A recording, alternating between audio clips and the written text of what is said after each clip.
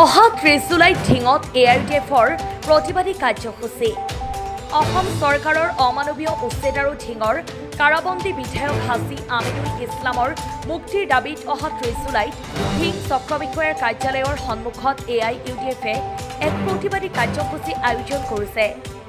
AIUDFৰ জিলা সমিতি, block committee আৰু ঢিং সমষ্টিৰ আঞ্চলিক সমিতিৰ সকলো বিষয়ববীয়াৰ লগতে সকলো সদস্যক এই প্ৰতিবাদী কাৰ্যসূচীত উপস্থিত থাকিবলৈ AIUDFৰ যুৱ মৰ্চা নগাঁও জিলাৰ সভাপতি হবিবুৰ ৰহমানে আহ্বান জনায়। News desk report Batadrava live. 3 মাহ পূৰ্বে আমাৰ ঢিং সমষ্টিৰ সন্মানীয় বিধায়ক আলহাজ আমিনুল ইছলাম সাহেবে এটা মন্তব্য কৰাক লৈ তেখেতক প্ৰশাসনে নগাঁও প্ৰশাসনে গ্ৰেপ্তাৰ কৰিছিল আৰু যিটো ঘটনাক লৈ পেলাই তেখেতক গ্ৰেপ্তাৰ কৰিলে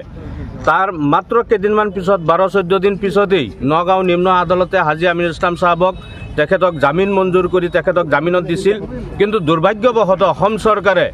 হিংসাত্মকভাৱে হাজী আমিনুল ইছলাম সাহেবক পৰৱৰ্তী পৰ্যায়ত NSA ধাৰা লগাই তেখেতক 1 বছৰৰ কাৰণে ডিটেনশ্যন কৰি ৰাখিছে, যাৰ কাৰণে আমাৰ সমগ্ৰ ঢিং সমষ্টিৰ আজি যিটো সমষ্টিত নেকি প্ৰায় 2 লাখতকৈ অধিক ভোটাৰ, তাৰ ভিতৰত 1.5 লক্ষাধিক ভোটাৰে আজি হাজী আমিনুল ইছলাম সাহেবক ভোট দি আজি প্ৰতিনিধি নিৰ্বাচিত কৰিলে। তেনে এজন ব্যক্তিক অন্যায়ভাৱে 1 বছৰৰ কাৰণে যি ডিটেইন কৰি ৰাখিছে, আমি তাৰ তীব্ৰ প্ৰতিবাদ জনাইছোঁ, তাৰ নিন্দা জনাইছোঁ। আৰু তাৰ প্ৰতিবাদ কল্পে অহা 30 তাৰিখ বুধবাৰে আমি ঢিং ৰাজচক্ৰৰ জৰিয়তে আমি এখন প্ৰতিবাদী কাৰ্যসূচী আমি তাত ৰূপায়ণ কৰিম আৰু সেই প্ৰতিবাদী কাৰ্যসূচীৰ জৰিয়তে আমি অসমৰ মাননীয় ৰাজ্যপাল তথা অসমৰ মাননীয় মুখ্যমন্ত্ৰীলৈ আমি এখন স্মাৰক পত্ৰ প্ৰেৰণ কৰিম, যাতে অতি শীঘ্ৰে আমাৰ ঢিং সমষ্টিৰ মাননীয় বিধায়ক আলহাজ আমিনুল ইছলাম সাহেবক বিনা শৰ্তে সমষ্টিৰ উন্নয়নৰ স্বাৰ্থত, এই লাখ লাখ জনতাৰ উন্নয়নৰ স্বাৰ্থত, ঢিং সমষ্টিৰ উন্নয়নৰ স্বাৰ্থত তেখেতক যাতে অতি শীঘ্ৰে বিনা শৰ্তে যাতে তেখেতক মুক্তি দিয়ে। আৰু তাৰ বাবেই এই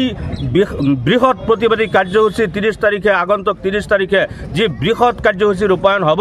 তাৰ বাবে আমি সমষ্টিৰ বিভিন্ন প্ৰান্তত বিভিন্ন ৰাজহুৱা স্থানত আমি সজাগতামূলক সভা আমি অনুষ্ঠিত কৰিছোঁ, যাতে প্ৰত্যেকজন সমষ্টিৰ প্ৰত্যেক দলীয় কৰ্মী, ভোটাৰ, সমৰ্থক প্ৰত্যেকেই যাতে এই প্ৰতিবাদী কাৰ্যসূচীত অংশগ্ৰহণ কৰি আমাৰ কাৰ্যসূচী সফল ৰূপায়ণ কৰে, তাৰ বাবে আমি সজাগতামূলক আমি সভা অনুষ্ঠিত কৰিছোঁ। আজি ডুমডুমীয়া বজাৰত আমি এই সজাগতামূলক সভা অনুষ্ঠিত কৰি আমি ৰাইজক আহ্বান জনাইছোঁ, যাতে আগন্তুক 30 তাৰিখে ঢিং ৰাজচক্ৰত আমাৰ AIUDFৰ ফালৰ পৰা ঢিং সমষ্টি AIUDF কমিটিৰ উদ্যোগত আয়োজিত যি প্ৰতিবাদী কাৰ্যসূচী, এই কাৰ্যসূচীত প্ৰত্যেকেই যাতে দলে বলে যাতে যোগদান কৰি আমাৰ কাৰ্যসূচী সফল ৰূপায়ণ কৰে। হাজী আমিনুল ইছলাম সাহেবৰ মুক্তিৰ দাবীত যাতে অন্তত আমি তীব্ৰতৰ প্ৰতিবাদ যাতে আমি কৰিব পাৰোঁ, তাৰ বাবে আমি সমষ্টিৰ বিভিন্ন প্ৰান্তত আমি এই সজাগতামূলক আমি সভা অনুষ্ঠিত কৰি আহিছোঁ।